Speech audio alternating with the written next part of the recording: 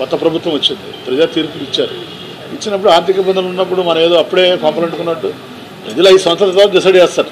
వాళ్ళు సూపర్ 6 అమలు చేశారా లేదా, వాళ్ళు ఇచ్చినప్పుడు మేనిఫెస్టో అమలు చేశారా లేదా అనేది పీపుల్ విల్ డిసైడ్.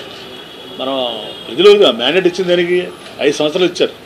రాష్ట్ర గారు చెప్పేవాళ్ళు ఏదైనా అడిగితే ప్రశ్నలు సార్ మీరు ఇచ్చలేదు అంటే అవునయ్యా చేయలేదు, మాకు చేయమని 5 సంవత్సరాలు టైం ఇచ్చారు.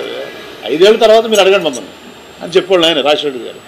ఇది 5 ఏళ్ళు కాదు కదా, 5 నెలలు కూడా ఆయన టైం ఇవ్వకుండా వెంటనే మీరు ధర్నాలు చేయండి, రాస్తారోకలు చేయండి, ఇచ్చేయండి, నచ్చేయండి అనేది మంచి పద్ధతి కాదు.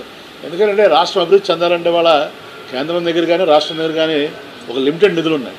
మనకు పెట్టుబడులు రావాలి. పెట్టుబడులు రావాలంటే ఏంటి, ఒక స్థిరమైన ప్రభుత్వం ఉంటేనే పెట్టుబడులు వస్తాయి. మనం కూడా చూసాం పక్క రాష్ట్రం తెలంగాణలో 10 ఏళ్ళు టీఆర్ఎస్ పరిపాలించింది కాబట్టి హైదరాబాద్ ఆ మాత్రం అభివృద్ధి చెందింది. మన వాళ్ళు ఏమైనా రాష్ట్రం విడిపోగానే మనకి హైదరాబాద్ అది అయిపోతుందని చెప్పారు. కానీ ఉల్టా అయింది. హైదరాబాద్ సూపర్ డెవలప్ అయింది, మనం ఏమో డెవలప్ చేసుకోలేదు. హైదరాబాద్ ఎందుకు డెవలప్ అయిందంటే 10 ఏళ్ళు స్థిరమైన ప్రభుత్వం ఉంది కాబట్టి.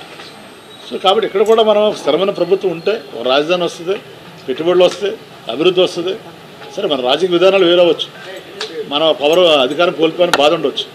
అట్ ద సేమ్ టైం రాష్ట్ర అభివృద్ధిని కూడా మనం దృష్టిలో పెట్టుకోవాల్సినటువంటి బాధ్యత ఉంది. కానీ మనం ఇలా ప్రతిదానికి రాజకీయ ప్రయోజనాలే పరమావధిగా మనం ముందుకెళ్ళడం అనేది ఎంతవరకు కరెక్ట్ అనేది నాకు